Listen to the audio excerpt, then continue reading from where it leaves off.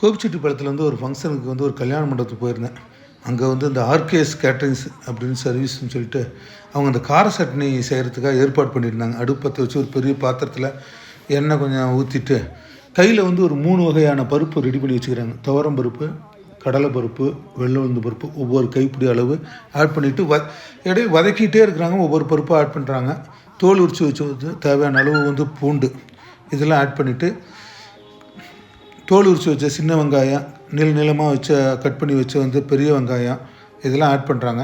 நல்லா வதக்கிட்டே இருக்கிறாங்க. நல்லா ஒவ்வொன்றா ஆட் பண்ண நல்லா வதக்கிட்டு தேவையான அளவு காரத்துக்கு தேவையான வரமிளகா, கட் பண்ணி வச்ச தக்காளி, தேவையான அளவு உப்பு, புளி கரைச்சி வச்ச புளி தண்ணி இதெல்லாம் ஆட் பண்ணிவிட்டு நல்லா ஒரு 5 நிமிஷம் நல்லா வதக்கிட்டு ஸ்டவ்வை குறைச்சிட்டு கடைசியாக வந்து இந்த தேங்காய் துருவல் ஒரு தாராளமாக வந்து தேங்காய் துருவல் ஆட் பண்ணுறாங்க.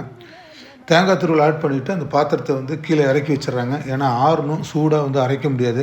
நல்லா ஒரு அரை மணி நேரம் வந்து நல்லா ஆற விட்டுட்டு அங்கே இருக்கிறவங்க என்ன பண்ணுறாங்கன்னா அந்த ஆறுனதை வந்து கொஞ்சம் கொஞ்சமாக சில்வர் பாக்கெட்டில் எடுத்துகிட்டு போயிட்டு பக்கத்தில் இருக்க பெரிய கிரைண்டரில் போய் கொஞ்சம் கொஞ்சமாக ஒவ்வொரு பாக்கெட்டாக போட்டு அரைச்சி ஒரு பாத்திரத்தில் வந்து ஒரு கார சட்னி வந்து அரைச்சி தயாராக வந்து எடுத்து வச்சுக்கிறாங்க.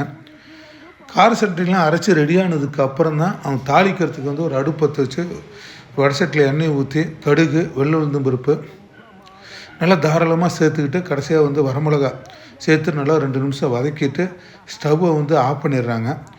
எப்போ வந்து அவங்களுக்கு வந்து இட்லி சர்வ் பண்ணுறாங்களோ அப்போ தான் வந்து இந்த கார சட்னியில் வந்து இந்த தாளித்ததை வந்து கொட்டி கலந்துக்கிறாங்க.